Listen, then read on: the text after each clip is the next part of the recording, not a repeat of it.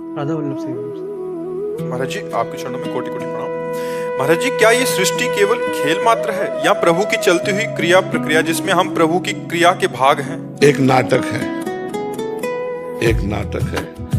इस नाटक में शर्त रखी गई है कि आप अपने को पहचान लो तो आप इस नाटक से मुक्त हो जाओ। अब आप क्या हैं जान पाए हो क्या? अपने को तो नहीं जानता है, इसीलिए इस खेल में बांध दिए गए।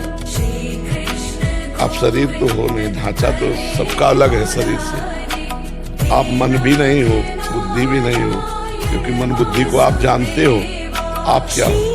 जब आप जान जाओगे तो आप हो, आप ही हो।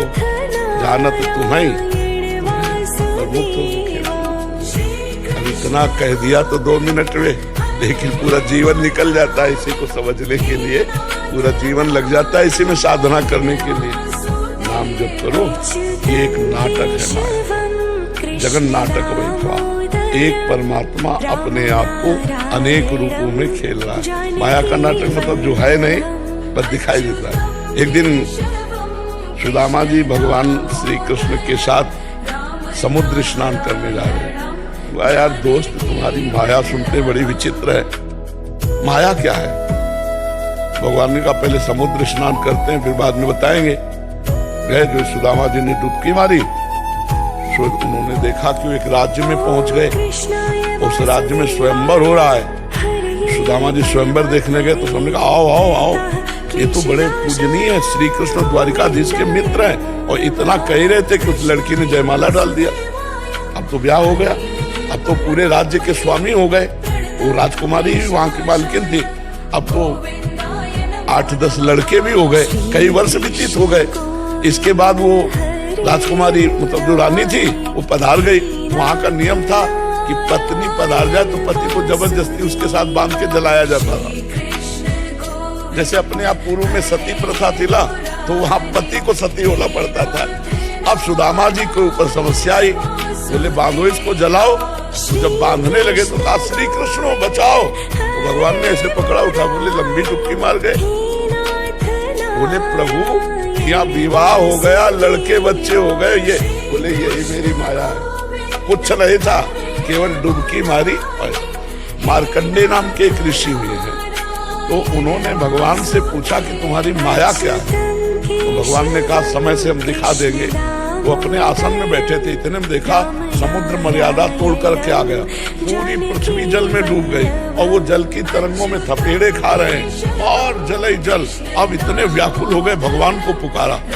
जो पुकारा तो देखा है कि वट वृक्ष के पत्ते में भगवान अपने दाहिने चरण को करकमल से पकड़कर पी रहे हैं।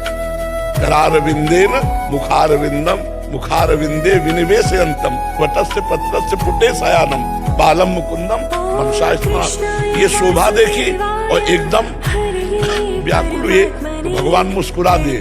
जो भी मुस्कुरा से उनके पेट में चले, वहां देखा तो अनंत ब्रह्मांड। अब फिर भगवान ऐसे जमुआई तो बाहर आ गए। फिर देखा वही प्रलय, कांप गए और भगवान से प्रार्थना की, भगवान मुझे बचाओ। देखा अपने कुछ आसन में बैठे, एक बूंद पानी। तो भगवान को प्रार्थना की तो भगवान प्रकट, बोले प्रभु ये सब क्या था? बोली मेरी माया। बोले एक बूंद पानी नहीं, अनंत ब्रह्मांडों में प्रलय का जल देख भगवान ने कहा यही मेरी माया। जो दिखाई दे रहा है वो है नहीं, जो है वो दिखाई नहीं रहा, यही भगवान की माया। देखो ना, तुम्हारा ये रूप था पहले और ना ये रूप बाद में रहेगा, बीच में दिखाई दे रहा है, ये माया में।